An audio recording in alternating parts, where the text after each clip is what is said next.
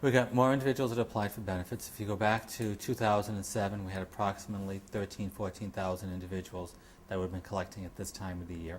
Currently, we're at approximately 32,700 individuals receiving unemployment insurance benefits.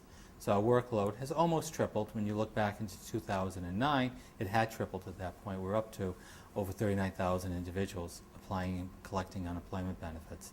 Let's say somebody has been approved and is on. There are certain requirements. They have to call in every week, and your automated line now is nice because you boom, boom, boom, and then that gets processed through. There's certain things that you want to see them doing. Yes. Looking for work. Person has to be, in order to be remaining in continued claim status and to collect benefits each week, person has to be able and available for work. They have to be actively seeking full-time employment. If they're offered a job, they have to accept that job if it's within reason of what they were making and the similar type of work. As they go further into the collection process, going between federal and state extended benefit programs, their availability has to be to any type of work that's paying over their benefit rate. We also then receive tips from individuals to say this individual is working and collecting. When we receive that and when it does not show up on our wage records or through our other verification, my fraud unit will go out and investigate that.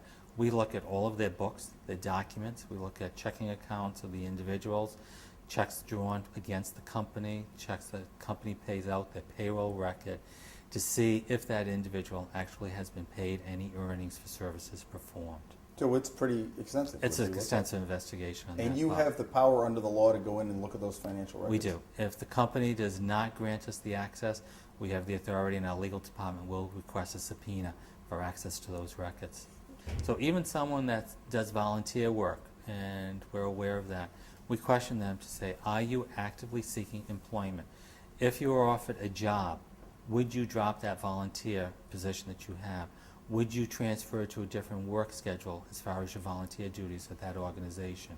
Because you have to be able, available, and actively seeking employment. Elaborate on the performance of services and how that factors in.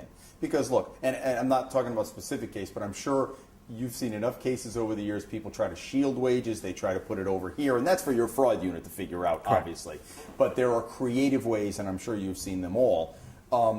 Just because somebody's saying he's not drawing a salary, you scratch beyond that surface. We go beyond. We'd see, actually, are they doing any type of work? We will have the unit go out. And what if they are doing that type of work? Then they are fined for it. The employer, number one, could be fined if they're having individuals working under the table, which is illegal to be doing. So that becomes an investigation now for our other division of the agency. But the individual, we now question them as to what they've earned, and they're collecting a benefit, and they will be declared overpaid.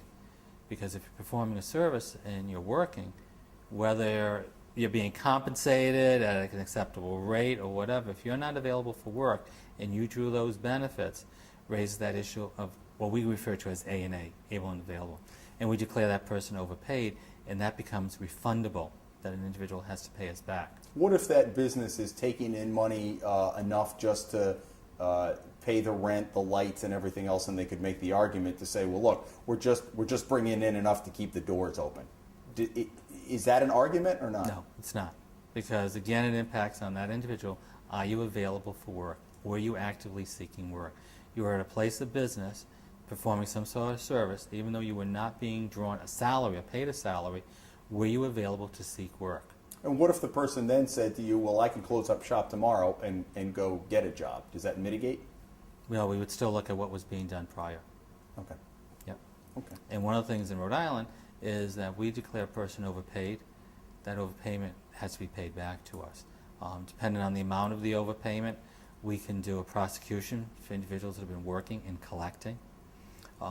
We will transfer that case over to the state police, who then works with the Attorney General's office, and we have a procedure set up that when we notify the individual, they have 10 days to pay us back in full. So if the individual does not pay us back for the full overpayment for a prosecution case, then it gets transferred over to the state police, and with the Attorney General's office, that person can be prosecuted and have a felony record. And you guys are serious about this? Oh yeah, very serious. It impacts the trust fund, the integrity of the program, for it. And the trust fund's not flush with money right now, Correct. is it? We're in a borrowing mode. We've been borrowing since last year. Yeah. So unfortunately, it's not healthy at this point. But aside from that, whether it's healthy or not, we have an obligation to ensure the integrity of the UI program. For prosecution cases, we go after the funds, for them to repay us. And any of our additional overpayments that are declared for individuals that have not gone to prosecution as well, that remains on our files forever. We don't take it off. And that principal accrues interest. So not only does an individual have to pay us back for the overpayment that they accrued, but they also have to pay us for the interest that's being accrued. So the message is for the person who thinks he's not going to get caught out there. You will get caught at some point, either through a cross-match system on our new hire directory, through our verifications that we do our quarterly match, and individuals, unknowingly maybe to the individual, sometimes when they file a claim and they'll say, but I did have earnings last year, I did have wages. And it could have been that they may have been working and the employer had not reported it on time, and then we track them down that way as well. Do you get a lot of tips? We do. Quite a number of tips come in. We do. And that is as I do, you only can hit so many, but you look at We look at all the cases You do. to see. We look at the cases, we do the investigation and the follow-up on it. Because again, that's an integrity issue for the program. I have a fiduciary responsibility to the DLT and to the UI program to ensure that we're going after anyone that's trying to working and collecting, fraudulently giving us information, proving whether it was fault or non-fault on the part of the individual.